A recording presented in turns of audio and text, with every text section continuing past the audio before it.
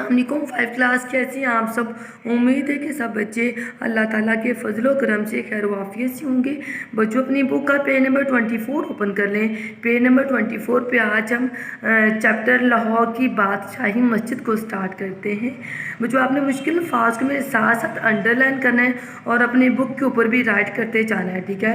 सबक का नाम है लाहौर की बादशाही मस्जिद, यानी कि लाहौर में बहुत सारी तारीखी इमारतें हैं, लेकिन उन्हीं तारीखी इमारतों में से एक इमारत जो है वो बादशाही मस्जिद है, जो कहाँ वाक़या है, लाहौर में वाक़या है, ठीक है। इस चैप्टर की रीडिंग को हम करते हैं। लाहौर एक तारीखी शहर है, तारीखी पुराना। यहाँ बहुत सी तारीखी इमारतें मौजूद हैं।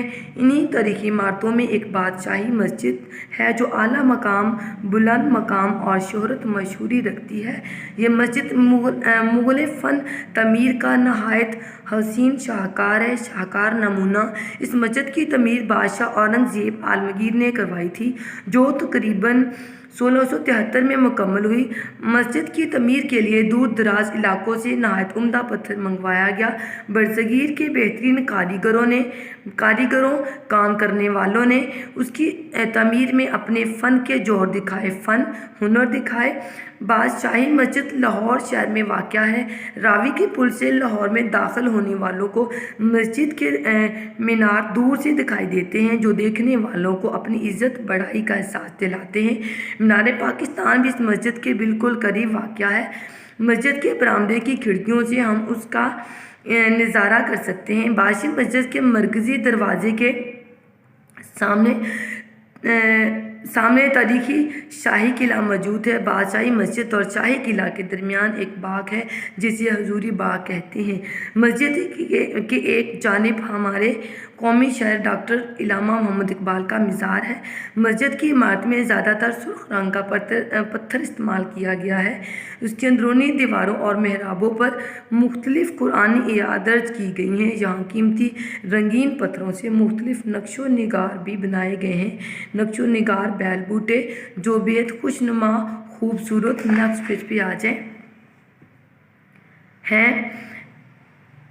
इमारत की तमीर में एक ख़ास तनासिब जुड़ा हुआ मद्देनज़र रखा गया है। इसका सहन बहुत कुशादा खुला है, जिसमें 1 लाख से ज़ायद नमाजियों की गुंजाइश है। उसके बरामदे बहुत तवील, लंबे और हवादार हैं। उनके अंदरूनी हिस्सों की बनावट ऐसी है कि मौज़न अजान देने वाला की आवाज़ बगैर लाउडस्पीकर के बआसानी मस्जिद के हर हिस्से में सुनाई देती है।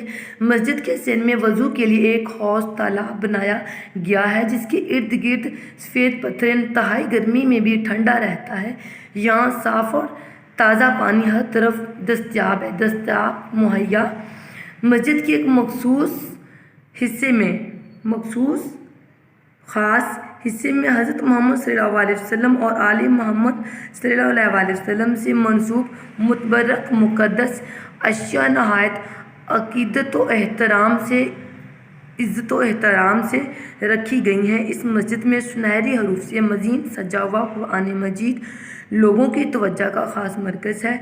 मस्जिद का सदर दरवाज़ा बड़ा दरवाज़ा और चारों मीनारों की ऊंची उसकी वसत कुशादगी के ऐन मुताबिक है। कोई भी माहिर तमीर आज तक इस इमारत में किसी किस्म का फ़नी या तमीरी नुक्स नहीं निकाल सका। बादशाही मस्जिद का शुमार दुनिया के बेहतरीन तारीखी इमारतों में होता है।